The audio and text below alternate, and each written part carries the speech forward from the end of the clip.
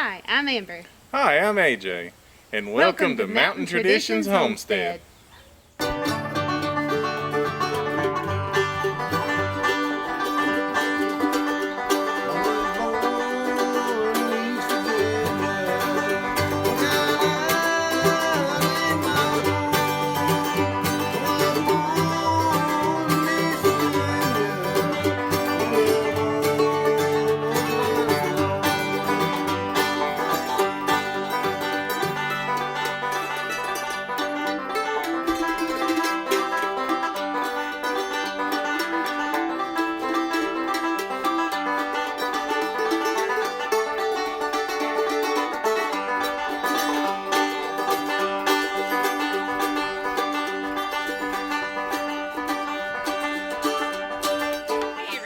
Welcome back to Mountain Traditions Homestead.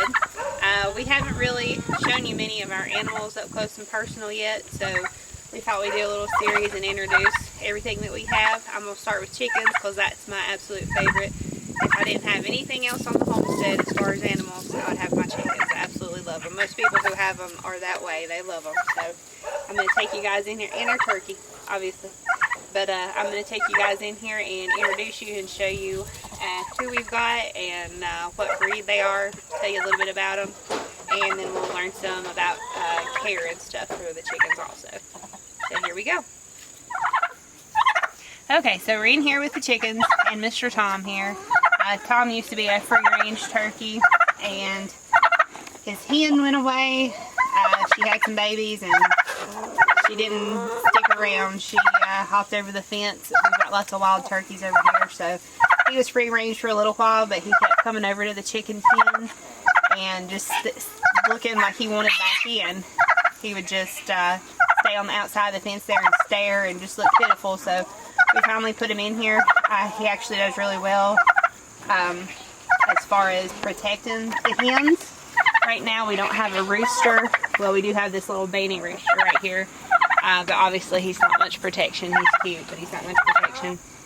So right now Tom's kind of serving as our protection. That might change when we get a rooster, which we're looking for right now. I'm hoping to find maybe a black Marron rooster. When that happens, we'll probably have to transition Tom out and make him his own little area, and we hope to get him a hen again also when we're able to do that. But anyway, on to the chickens. Our newest chickens are this one right here. That's a black Marron. She lays the chocolate brown eggs that we have. Beautiful eggs, good size eggs. The other black hen back there right beside of her, you can tell she's got a little green sheen to her feathers. I'm not sure if it shows up on camera. That is a black Australorp, and she has also been laying pretty consistently. Now these three here, the reddish brown hens, these two and that one right there, those are Rhode Island Reds. That's a very common bird that people have around here. Two of them are pretty calm, and then this one right here is pretty wild. We actually named her Rhonda, as in Ronda Rousey, and that's pretty self-explanatory. That's her personality. And I've never had a hen like that before. I've had roosters that were kind of feisty, but never a hen that was quite that way. Back here in the corner, there's a lighter brown hen. She's an Easter egger. That's one that we raised from chicks that we got back in February. These little black and white speckled hens, those are olive eggers. They're actually going to lay green eggs when they finally start laying. They should be laying any day now. We've been trying to be patient and wait for that, but they don't start laying yet. That's what those two are. This girl right here, I don't know if you can see her in the actual coop. She is a Buff Orpington. We had our original flock of chickens we got from my future sister-in-law actually, and we had I think 4 or 5 Buff Orpington hens in those chickens, and those were the best laying hens that I've ever had. So when we found her, I went ahead and grabbed her. She's young. She was born I believe in March, and you see how big and fluffy she is. So she'll do really well on the farm for the next several years. Let's see. I think Esmeralda is hiding in the coop. She is a little... she's not a banny, but she is a lot smaller than all the other hens. She's actually the only chicken that we have left out of our original flock. And I'm not sure what kind she is. We named her Esmeralda because we had one blue egg layer, and we thought it was her when we first got the chickens. It actually was not her. It was another hen that was laying that blue egg, but that's why we named her Esmeralda. So I'll take you guys around. The other chickens are so new to us. They don't really have names yet. We thought about calling this one Buffy, because she's a Buff Orpington. And I think we actually did decide the other two Rhode Island Reds were going to be Lucy and Ethel because of their red hair.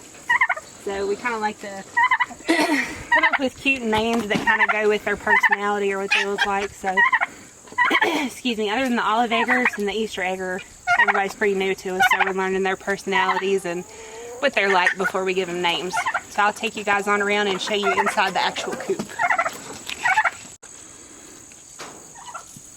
Okay, so I'm going to take you guys in our coop here.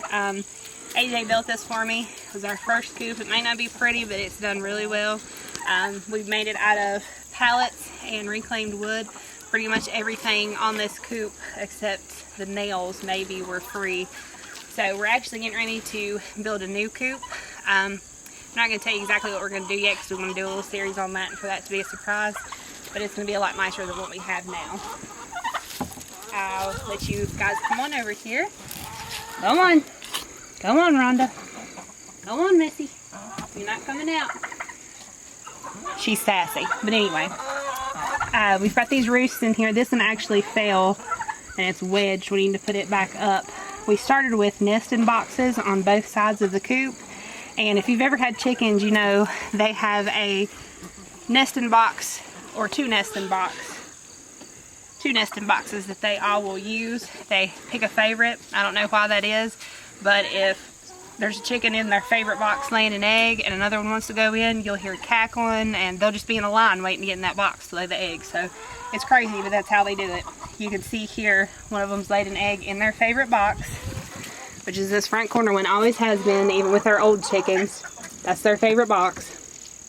This egg, I believe, is from that black Australorp we showed you out there, one of the new chickens. By looking at it, I believe that too laid that one. It's kind of large actually, so it may not be. I don't know, like I said, we're just learning these girls, so put that in my little egg basket. While I'm back here, I wanted to show you guys what we use for bedding. We actually just switched to this sawdust, and it worked, or I call it sawdust. It's the pine shavings that you can get at the feed store, and these are the extra fine ones. They're usually cheaper, and they work really well for the nesting boxes. Before we were using straw or hay, and the chickens, as soon as we would put it in there, I would fill it up one morning, and then the next day we'd come out and all of it would be out in the run. There would be none in their nesting box. And in turn, if you don't keep bedding in your coop, your eggs come out really filthy with poop and mud. That's just the nature of it. And we don't like to wash our eggs if we don't have to. We keep them on the counter. Not supposed to wash them if you keep them on the counter. But I'm sure you guys are the same way. If you get an egg that's got poop all over it, I'm not going to leave that on my kitchen counter. I'm going to wash it. So we like to keep it as clean as we can to keep our eggs as clean as we can. And that's obviously just good for the healthier chicken too. While we're talking about the healthier chickens, there is a few things that you want to make sure you do.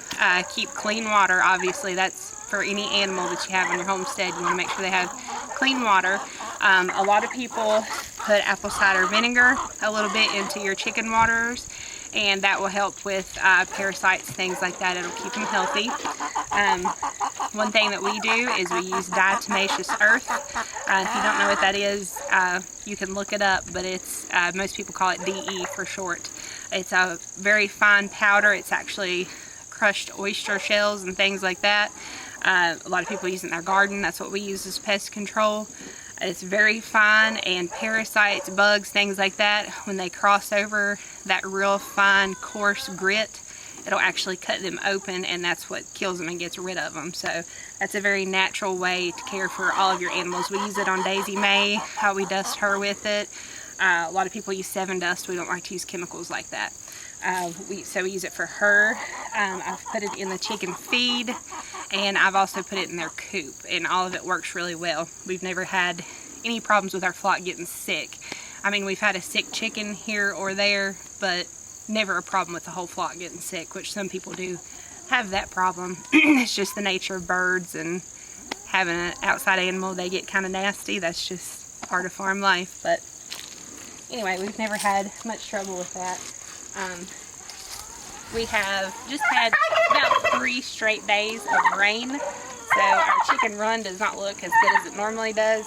We usually like to keep shavings or straw or something in here to keep the mud down, just because it bothers me when the poor little chickens are out here with mud up to their knees. I know AJ's probably smirking because he doesn't really care. Maybe it's because I'm a woman, I'm not sure, but that bothers me. So I want to make sure they have something nice and clean to stand on. So we'll be putting some more of that in here. Also, this tire, this is a part of caring for them as far as keeping them healthy. This is usually a dust bath, and a lot of people will use wood ash out of their stove. That's what we use. Mix that with diatomaceous earth, pour it in there, and chickens dust themselves. If you ever see them down on the ground, like rolling around kind of like a horse does, it's the same thing. They're trying to get bugs off of them, things, mites, stuff like that. They want to dust those out of their feathers. So we put this tire in here, make them a nice little dust bath. Usually they go to this back corner, dig them a little hole, and make their own dust bath, just because I guess they think they know best. So sometimes they'll use our dust bath, but not all the time. And of course, our run, we've got a cover back here for them to get out of the rain and the sun and stuff. Just a little kind of temporary thing. Our run is not covered. When we do our new chicken coop, that's one thing I want to make sure that we do, is put a roof on the whole run to keep it cleaner, be able to keep them dry when it rains for 2 and 3 days, all day at a time, and to keep their dust bath from washing away, because obviously when it rains, their dust bath just washes away because it's just ash and dust. So that's a con of that, but we're going to put a roof on the next one, so that'll hopefully help with that problem. Next question a lot of people have is, what do we feed our chickens? I'm actually going to take you over here and show you. We do mix our own feed. A lot of people are more complicated than we are about it.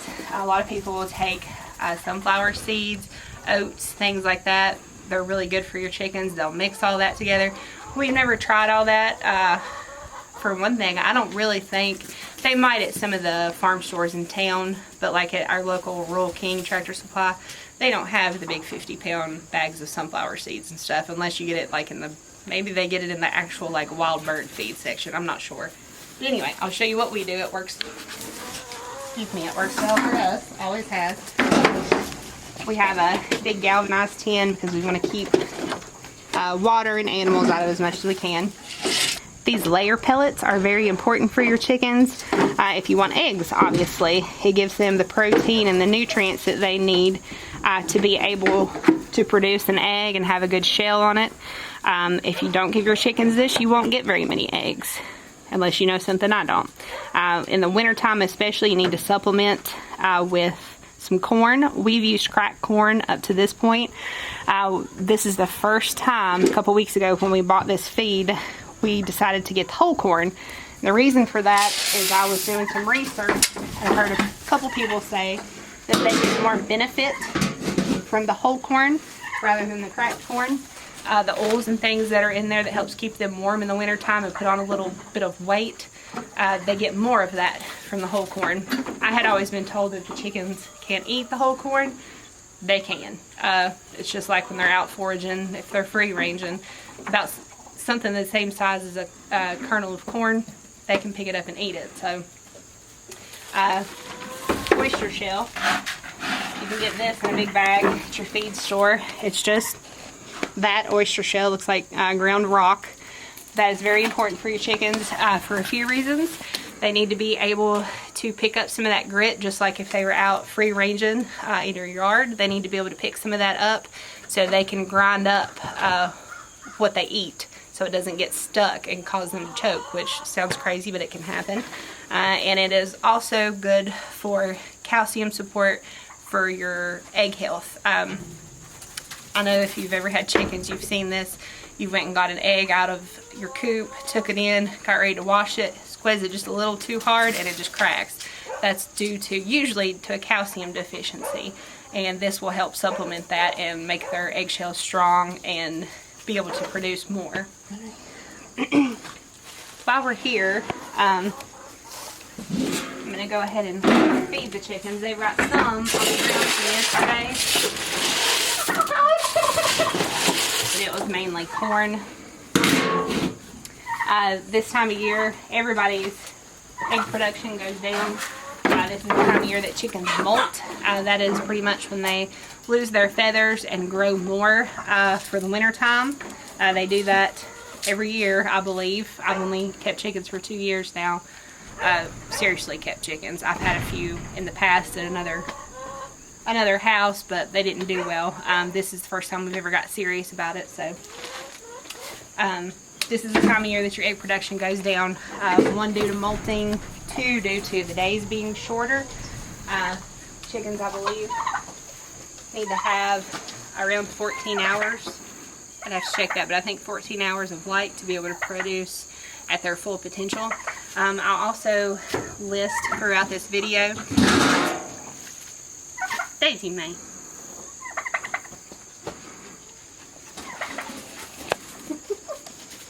You better not, Charlie.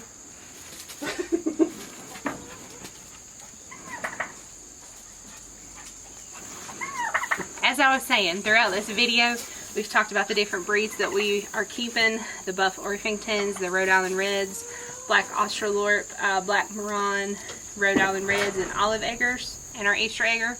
I'll leave some facts about those as far as their egg production, how many they lay a year. So if you guys are looking into getting chickens, you might want to try one of these breeds. I'm very happy with all of them. Like I said, we've had these a short amount of time, but one that I would definitely recommend is the Buff Orpington, because I've kept those. They're excellent egg layers. They go broody a lot. We had a problem. We didn't want any more chicks at the time because we didn't have the room. Had we known we were going to have a massacre of our chicken flock, I would have gladly went ahead and hatched some more. But we had some Buff Orpingtons go broody, and we didn't let them sit on the eggs. But they're, I think, will be very good broody hens and mamas. When it's raining, we've got this little bin over here, and we'll take and set their feed. And that's Rhonda.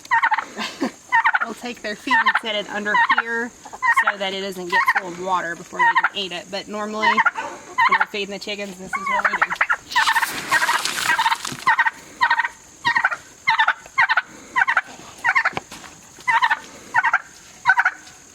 And we're always giving them treats out of the garden. They love watermelon, the Kajari melons that we fed them.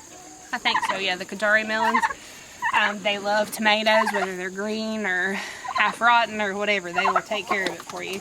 And of course, if we have bread go bad in the house that gets a little too old or something, we'll give it to them. So the only thing you're not supposed to give them is like onions, garlic, that kind of thing. I've also heard you're not supposed to give them apple seeds. So I make sure when we're processing apples that I'll put the seeds in the compost and keep the peelings and stuff for the chickens. I'm not sure what the reason for that is actually, but you're not supposed to give them apple seeds. So other than that, any kind of fruit or vegetation out of your garden, breads, things like that, they make an awesome treat for them. And also, you can see AJ made me a little chicken swing for them. We see pictures and videos of chickens swinging on their little swings, and it's so cute.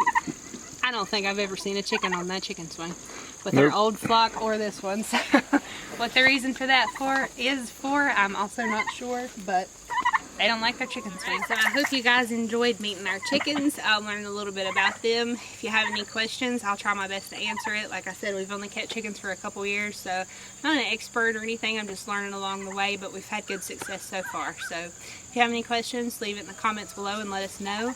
Make sure to like and subscribe, and we will see you guys next time. God bless.